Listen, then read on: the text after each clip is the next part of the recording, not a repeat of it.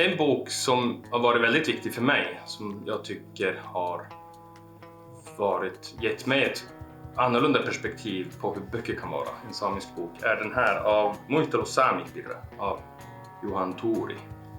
För jag tycker det var intressant när jag var ganska ung när jag läste den, och att få läsa en bok skriven av en same ur ett samiskt perspektiv om samisk vardag, det var väldigt nytt för mig då att läsa. Och det öppnade ögonen för att det samiska perspektivet kan vara centralt. Så det var väldigt givande att läsa den boken, och den är ju väldigt bra fortfarande att läsa.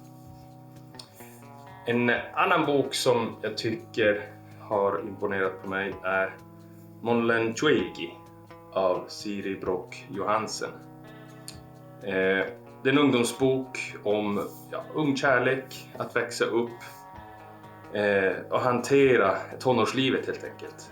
Men den är väldigt bra skriven, och den har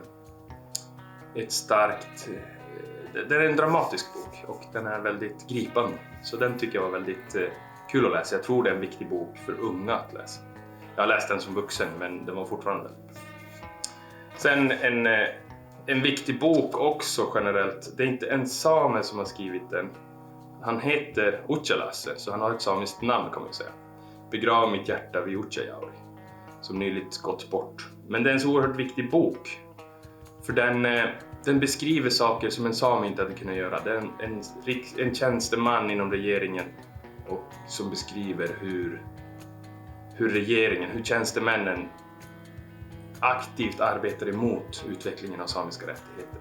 En väldigt viktig bok skriven med ett samiskt perspektiv tycker jag. Med det samiska i åtanke som en huvudfåra i boken. Så det var en väldigt viktig bok det också. Väldigt lite uppmärksammat, men oerhört viktigt.